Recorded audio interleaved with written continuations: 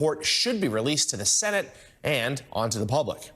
Now, an attorney for two women who say Gates paid them for sex several times sat down yesterday for an interview with NBC's Hallie Jackson.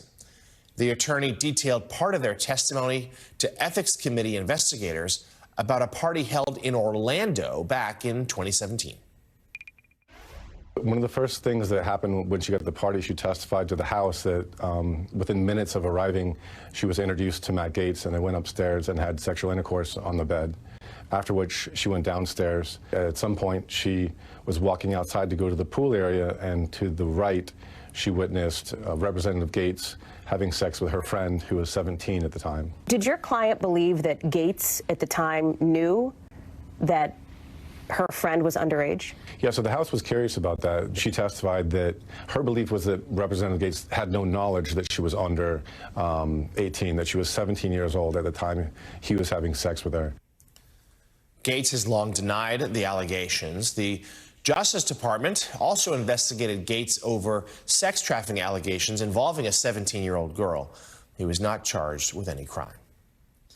Elsewhere in Washington, President-elect Trump is confirming plans that he'll declare a national emergency and use the United States military to carry out mass deportations of undocumented immigrants once he takes office in January. Trump simply wrote "true" in response to a social media post yesterday from conservative activist Tom Fitton. That post read this way: reports are the incoming Trump administration prepared to declare a national emergency and will use military assets to reverse the Biden invasion through a mass deportation program. That's what Trump affirmed. Additionally, the New York Times reports that Trump's top immigration policy advisor, Stephen Miller, has said that military funds will be used to build, quote, vast holding facilities that would function as staging centers for immigrants as their cases progress and they wait to be flown to other countries. Miller also said the facilities would be operated by the Department of Homeland Security. At the same time, NBC News has reported that the incoming administration has been in talks with private prison companies about drastically expanding immigrant detention centers.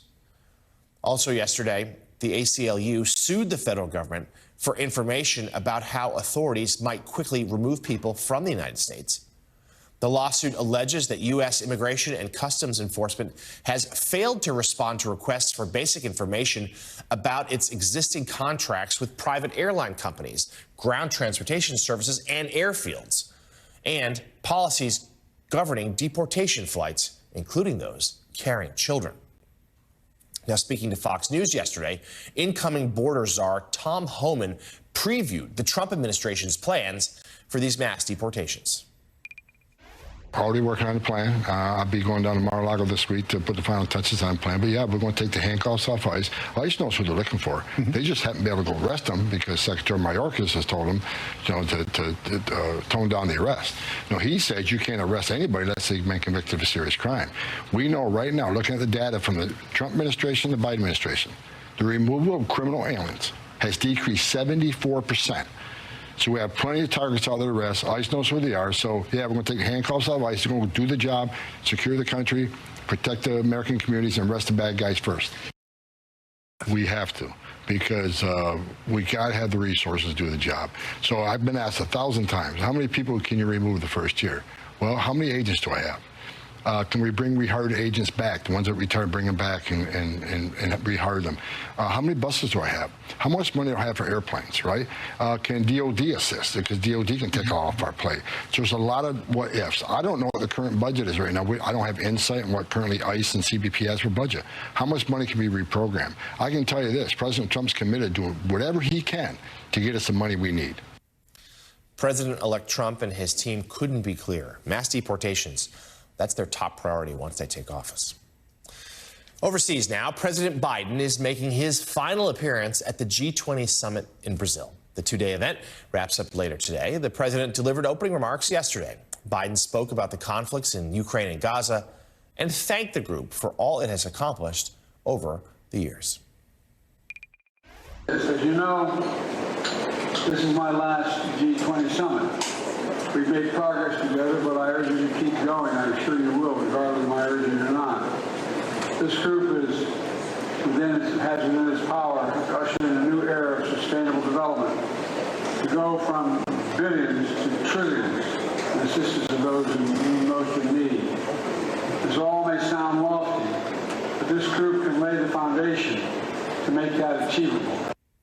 This is his last scheduled international summit, but unfortunately, the president was not photographed with all the other G20 leaders, the traditional family photo. Biden arrived just as the picture was being taken. Now, we should note the prime ministers of Canada and Italy also missed the photo.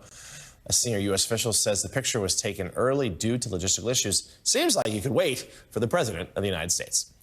Joining us now, White House reporter for The Washington Post, Matt Visor. He's been traveling with the president and joins us live this morning from Rio de Janeiro. Matt, good to see you.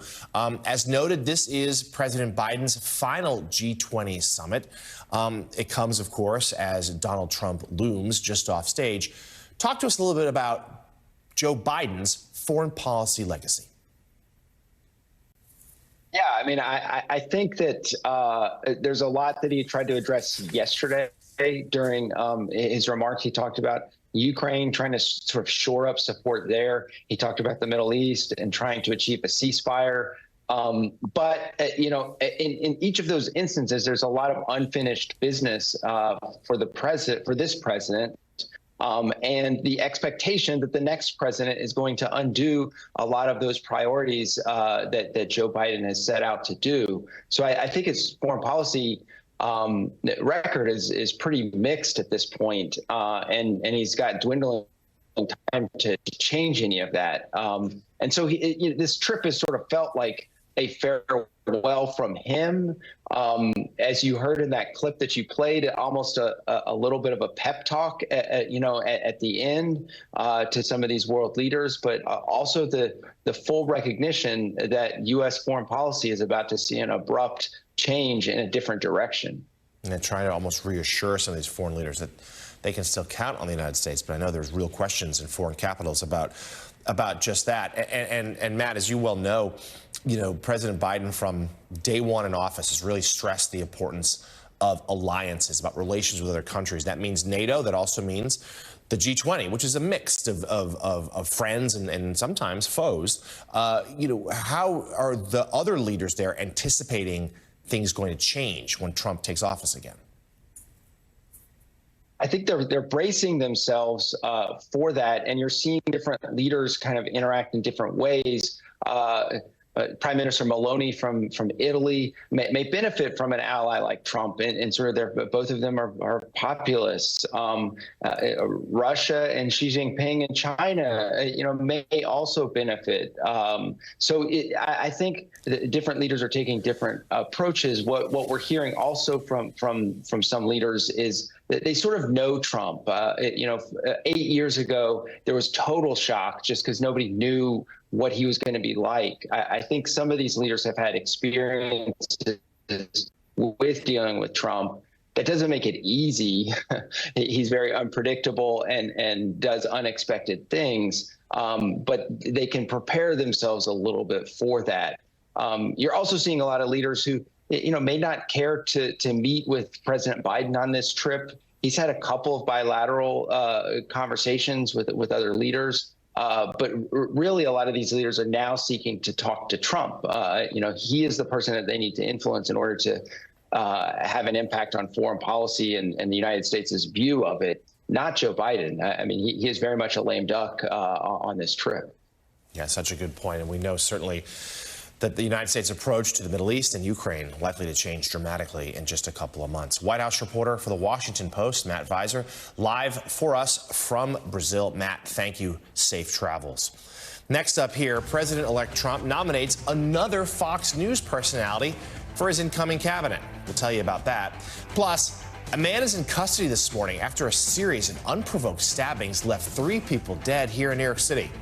What we're learning this morning about the suspect and how he was caught by police. Those stories and a check on sports and weather when we come right back.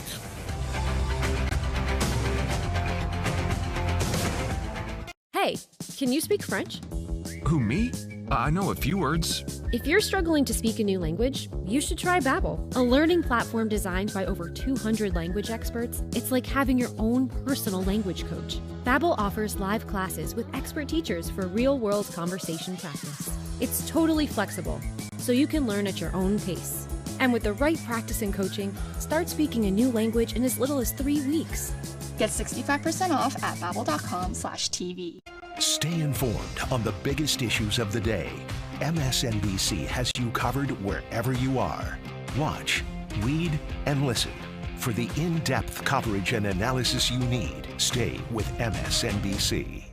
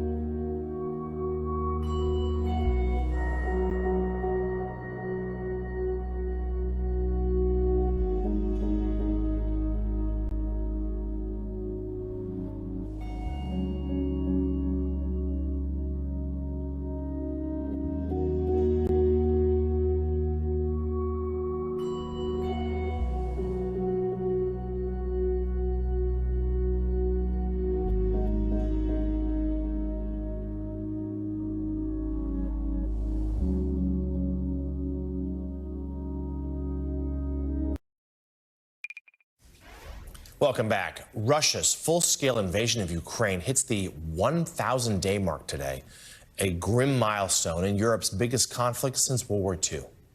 In the nearly 3 years of war, thousands of Ukrainian civilians have been killed and countless buildings and homes have been destroyed. Recently, Russia has been using huge amounts of weaponry to make small but steady territorial gains, while Ukraine struggles to minimize losses. President Joe Biden gave Ukraine the green light to use U.S.-provided long-range missiles within Russia yesterday. On the heels of that decision, the Kremlin warned that the move adds fuel to the fire and will escalate international tensions. Back here at home, a suspect is in police custody this morning after a stabbing spree in New York City left 3 people dead yesterday. NBC News correspondent Antonia Hilton has the latest.